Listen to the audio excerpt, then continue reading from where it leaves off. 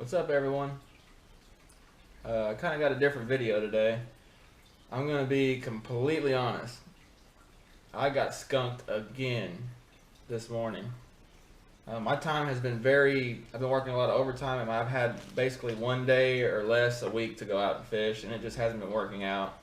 I wanted to take the boat out today, but just didn't have the time, so I went and walked a couple creeks, and just was not happening. That last rain, well, we've had a lot of rain. Those rains have pushed them fish out of the creek, at least where I'm fishing. I can tell because, I did not get a single bite at all. So that tells me them fish aren't there. If they were there, I would catch one or two. So yeah, I got skunked again, so I figured I'd come and try and give a breakdown of the different types of bobbers that I use and why I use them. So there's two types of creeks that I fish. There's deep creeks. I mean, deep as in, I consider a deep creek more than 10 foot, I would say. And then there's shallow creeks that I fish that are no more than 3 to 4 foot max on the given day. So it just really depends. But on the shallow creeks, I would say if you're fishing any less than 2, maybe 3 foot at the most, you're going to want to use this peg style bobber. This peg bobber, just like this. It's just a simple peg. It's just got a little top like this. So this is what I would use if I'm fishing super shallow water. And these are real simple to rig up too. So you just take the little peg out. You just feed it through your line, just like this. Just feed it through the line, just like that. Or feed the line through there, just like that, I should say. Just like that. Bring it through. And then what I do, just to keep it from going everywhere, is I go ahead and peg it real quick. Just peg it, just like that. And then you just get your jig and just tie your jig on there. This is this is what I used this morning. Just a simple little mini fluke, white. And then for these types and fishing shallow, I use a 1/16 ounce jig head. That reminds me I didn't answer something last time, but I'll go back and comment on it. So this is a 1/16 ounce jig head. This right here. What I never use more than a 1/16 ounce for this peg style and this size, because it will sink the bobber. It doesn't take much weight to sink that bobber whatsoever. So I just tie a loop knot, tie the loop knot just like that, and that's the rig for the peg bobber. It just depends. I would say I use this setup more than the one I'm about to show you, just because most of the time I fish pretty shallow. There's only a handful, like a couple creeks really that I've fished that are deep enough to where I would need the slip bobber type. So yeah, that's how, the peg one is super easy. So that's how you do the peg bobber for shallow fishing. And you don't want to use this for any more than like 3 foot, I would say, max, because this bobber is set, so it doesn't slide up and down like the next one will. So if you've got 3 foot of line out, you have to cast that 3 foot of line with that, and you're going to get tangled up, and you're going to get all sorts of tangles and knots and hung up in trees and all that, so it's just not worth it. So there's another type I guess I should show you too. This is a I don't know how to say it. This is a hook on your line bobber. It's just a simple little bobber like this, and it's got a little spring-loaded clip on the bottom.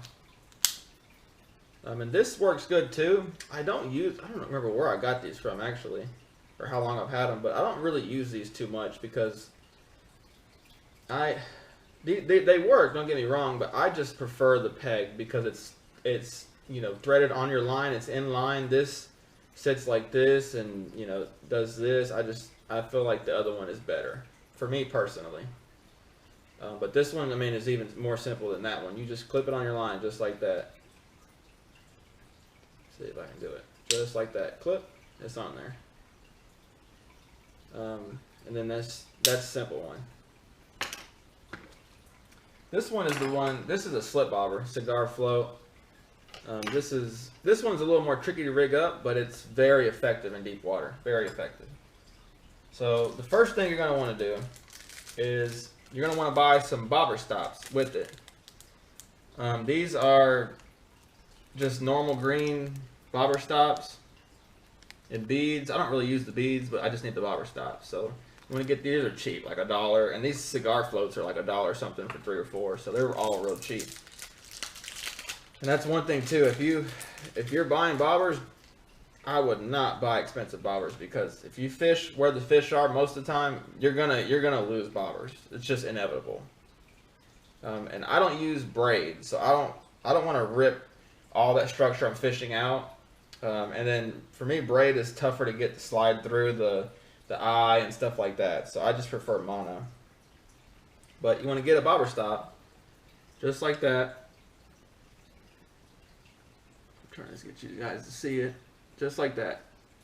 And you want to, it's got a little, it's hollow, and it's got the thread wrapped around. So you want to thread your line through that hollow part.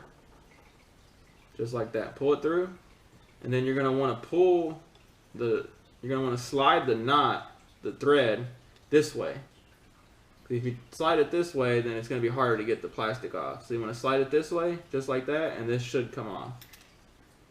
And you just want to tighten this down. Just pull it tight, just like that. And then what I like to do too is I will trim these tag ends. You don't have to, but it definitely makes it easier to cast. See, I just trim them like that. Just like that. So that's the bobber stop right there. And I just slide that up. And then you just thread your cigar float on. Just like the other one, just thread it. Thread it on.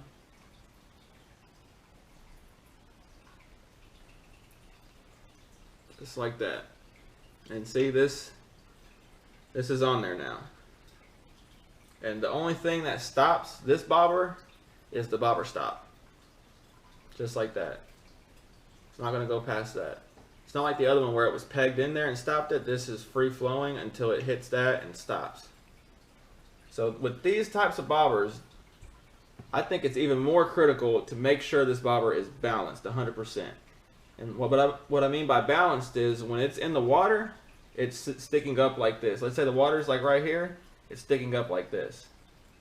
It's not like this, or it's not like this, or it's not like this. You want this bobber sticking straight up like that.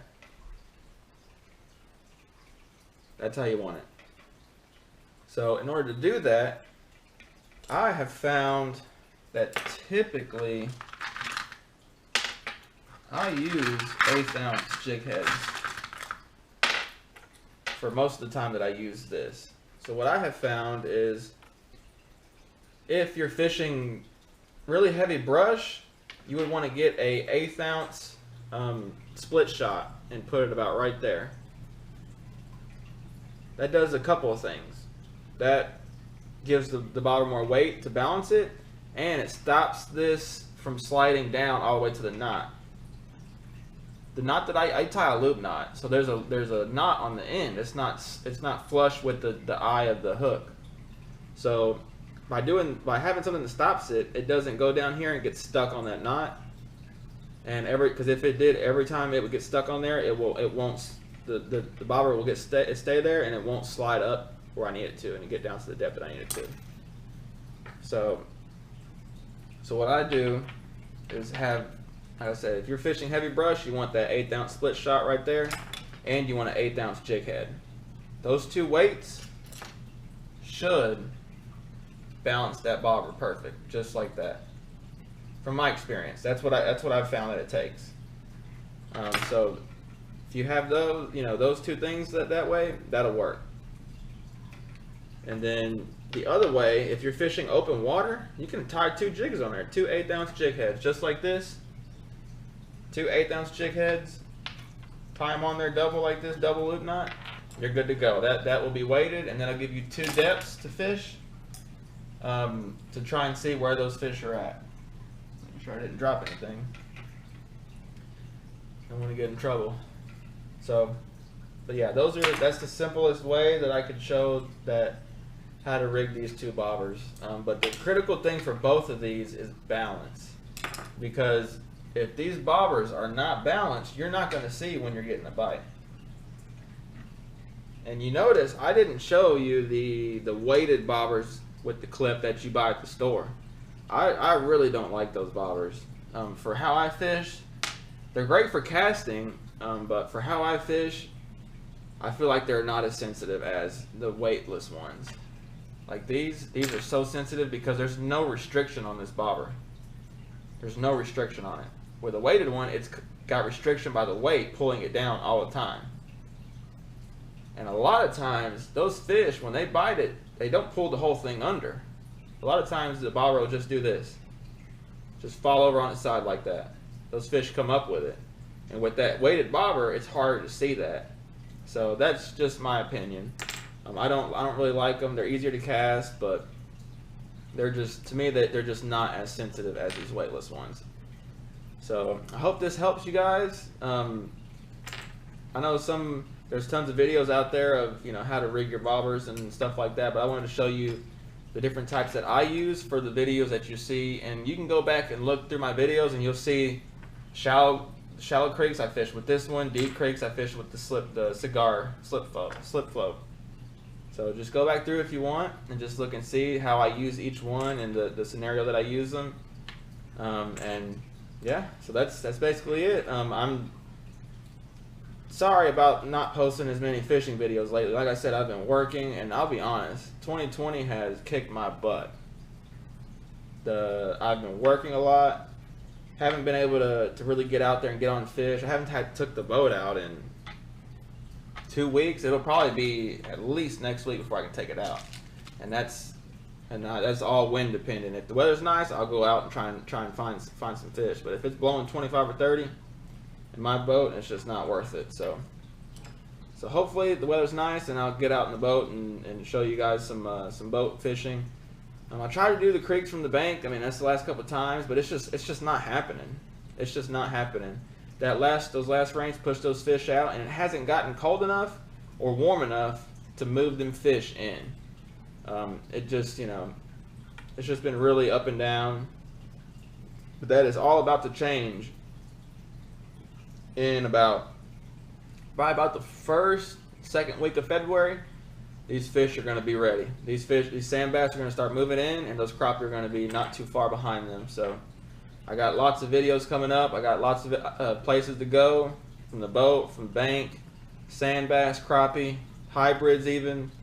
I got all that coming down the pipe. Just hang in there with me. And once this weather straightens out and I get some more time to fish and get a nice weather window, then I'll post some more videos. So be on the lookout. Hopefully next week, this time, Friday, Saturday-ish, I have a video coming out. So thanks for watching. I hope this helps. Don't forget to like, comment, and subscribe if you haven't already.